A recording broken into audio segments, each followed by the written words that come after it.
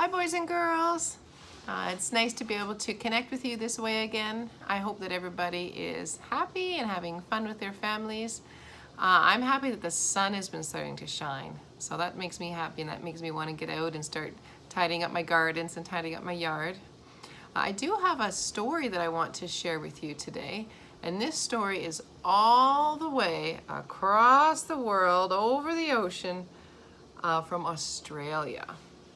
So it's a story all the way from Australia, so you might hear some words in the book that we're not familiar with, and you will definitely hear some different animals that we don't have in Canada. So that's kind of neat. And I also want to tell you, before I read the story, I want to tell you a connection I have. And that way when you read the story, you can kind of be thinking about why I have that connection to the story. I remember when it was winter time and we were all playing outside. And there were some boys and girls, and they were making fun soup with the snow. So they made some snow bowls, and they put some ingredients in, they stirred it up, and they were making soup for their friends. And when they gave their friends the bowls, they started laughing. I said, what's wrong? Why are you laughing? And they said, we put hot sauce in it. And they didn't really put hot sauce in it, but they were pretending that they put hot sauce in it. So just think about that when we read the story, and I think you'll realize why I have a connection to this story. This story is called Wombat Stew. A wombat is an animal that you would find in Australia. And the authors are Marcia K. Vaughan and illustrated by Pamela Lofts. And once again, the publishers are letting us read this story to you now that we're doing school from home. So get a comfy spot. This is a good story. Wombat Stew. One day on the banks of a billabong, that's a funny name, a billabong. A billabong is like a pond. They call that a pond in Australia, where a river has run through and then it's dried up and it's left a little pool of water like a pond. So one day on the banks of a billabong, a very clever dingo caught a wombat.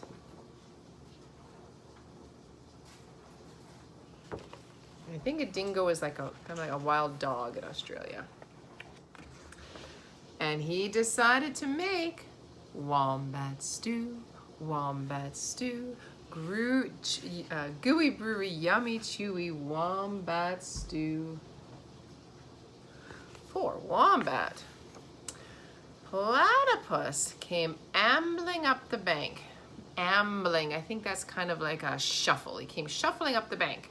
Good day, Dingo, he said, snapping his bill. What is all that water for? I'm brewing up a gooey, chewy stew with that fat wombat, replied Dingo with a toothy grin. Oh, that's Dingo. He sounds pretty sly. If you ask me, said Platypus, the best thing for a gooey stew is mud. Big blobs of billabong mud. Blobs of mud? Dingo laughed. What a good idea. Righto, in they go. So Platypus scooped up big blobs of mud with his tail and tipped them into the billy can. A billy can. I think the billy can is just like their pot. Around the bubbling bingo, Dingo danced and sang. You want to sing it with me?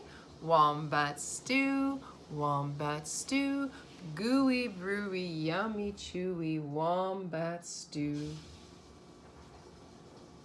Oh dear, that's sly Dingo. Waltzing out from the shade of the ironbarks, and the ironbarks are like a forest of eucalyptus trees. So waltzing out from the shade of the ironbarks came Emu. She arched her graceful neck over the brew. Oh ho, Dingo, she fluttered. What have we here? Gooey, chewy wombat stew, boasted Dingo. If only it were a little bit more chewy, she sighed. But don't worry, a few feathers will set it right. Feathers? Dingo smiled. That would be chewy. Righto, in they go. How about you pretend too? Get some feathers. and into the bubbling billy they go. Soon into the gooey brew, Emu dropped her finest feathers.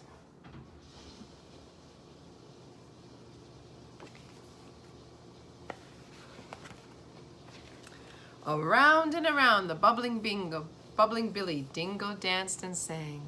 Wombat stew, crunchy munchy for my lunchy, wombat stew.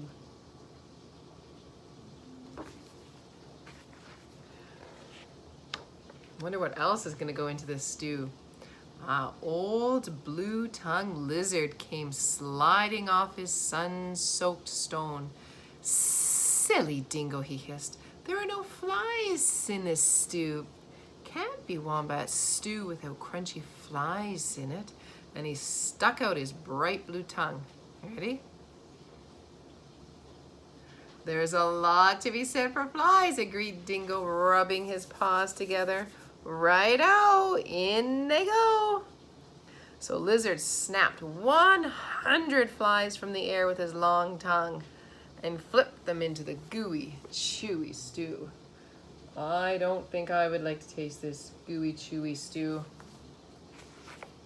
Around and around and around and around the bubbling billy, Dingo danced and sang.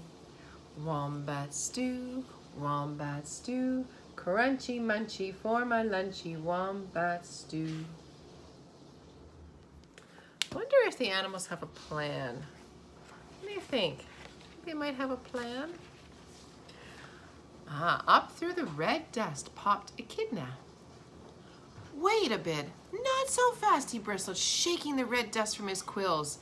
Now I've been listening to all this advice, and take it from me, for a munchy stew you need slugs and bugs and creepy crawlies. Dingo wagged his tail. Oops, I forgot to show you the picture. That's the echidna.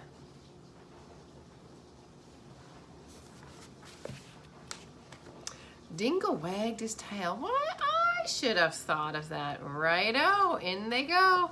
All right, get your creepy crawlies. Ooh, into the bubbling billy they go. So Echidna dug up all sorts of creepy crawlies and dropped them into the gooey, chewy, crunchy stew. Ugh.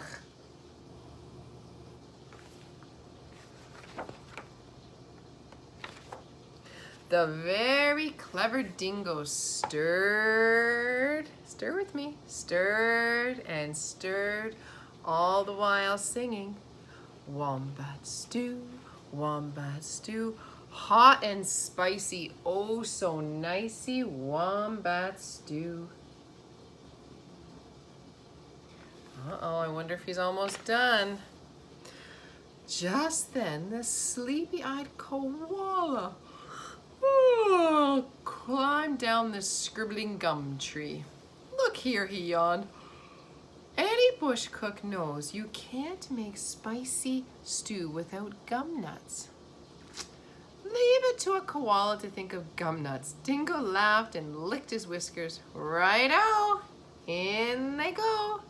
And into the gooey, chewy, crunchy, munchy stew, koala shook and shook and shook lots of gum nuts.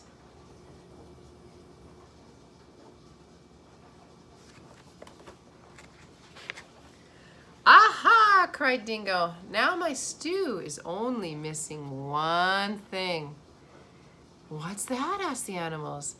That fat wombat. Wait! Stop! Hang on, Dingo. You can't put the wombat into the stew yet.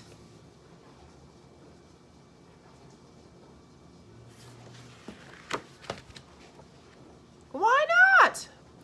You haven't tasted it. Righto, I'll taste it. And that very clever Dingo bent over the billy and took a great big slurp of stew. Ready? Ah! I've been poisoned. I've been tricked, he howled. Haha, I think that was their plan.